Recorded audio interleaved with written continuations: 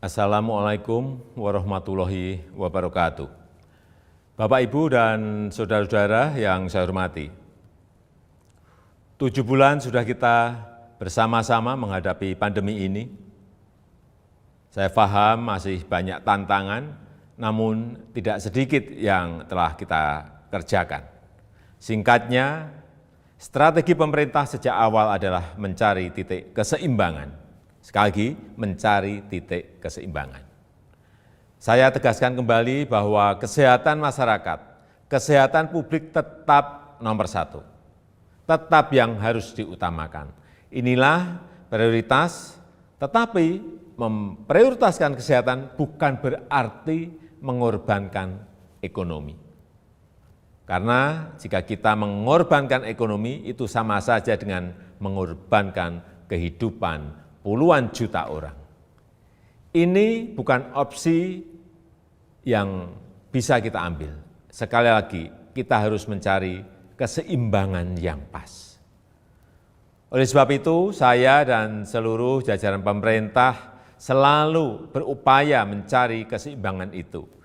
Tidak perlu sok-sokan akan melockdown provinsi, melockdown kota, atau melockdown kabupaten.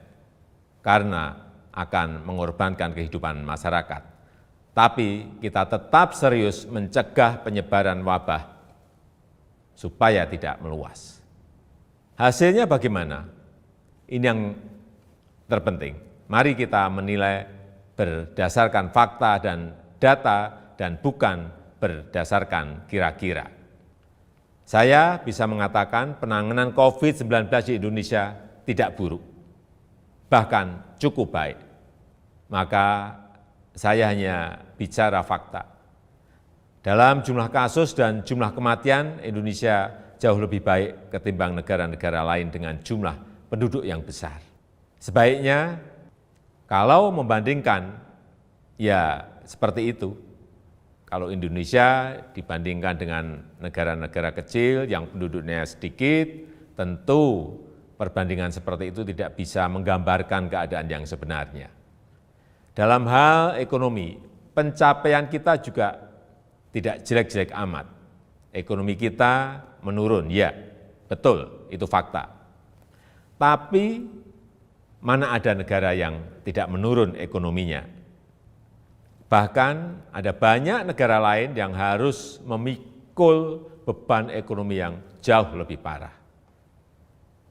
Dibandingkan dengan beberapa negara Asia Tenggara lainnya, misalnya, kinerja ekonomi kita masih lebih baik. Sekali lagi, ini fakta. Ini harus kita ambil hikmahnya agar kita juga tetap optimis, dan tidak kehilangan harapan. Sekali lagi, saya tegaskan, kita harus tetap optimis. Bapak, Ibu, saudara-saudara sebangsa dan setanah air, banyak yang telah pemerintah lakukan, banyak sekali macam-macam programnya. Di tengah keterbatasan keuangan negara, saya mengambil risiko untuk mengatasi masalah ini. Angka-angkanya silahkan dilihat sendiri di tampilan yang ada di sini. Berapa ratus triliun yang kita kerahkan untuk mengatasi wabah maupun untuk membantu warga.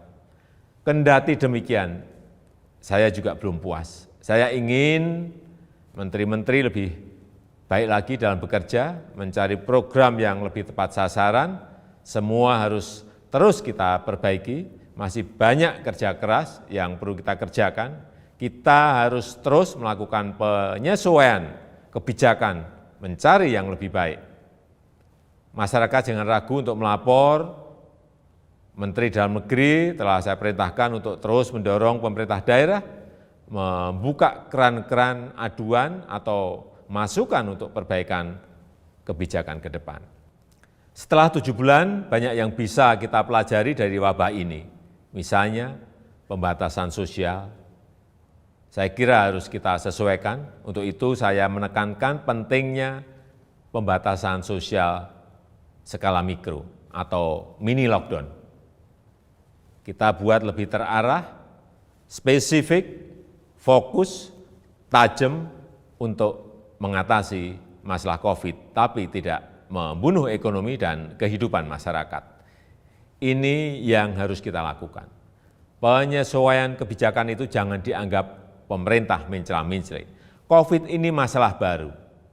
Seluruh dunia juga sama, belum ada negara yang berani mengklaim sudah menemukan solusi yang terbaik. Tiap negara juga berbeda-beda masalahnya, berbeda cara dalam menanganinya.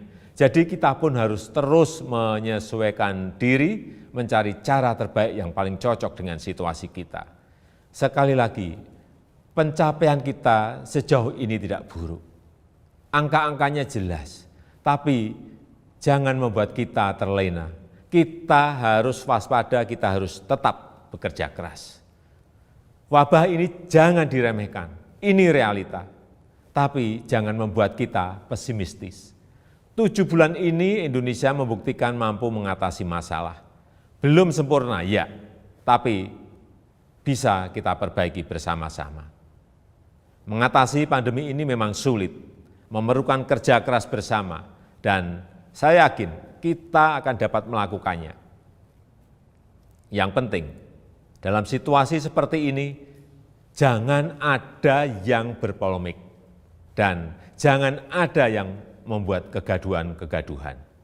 Bapak, Ibu, dan saudara-saudara sebangsa dan setanah air, tentunya apresiasi saya sampaikan kepada dokter, perawat, tenaga medis, TNI, Polri, ASN, dan juga para relawan. Namun, tidak kalah pentingnya adalah peran serta masyarakat untuk berubah, menyesuaikan diri, menaati protokol kesehatan. Lakukan dengan disiplin 3M, memakai masker, menjaga jarak, mencuci tangan. Tetap optimis mengatasi masalah.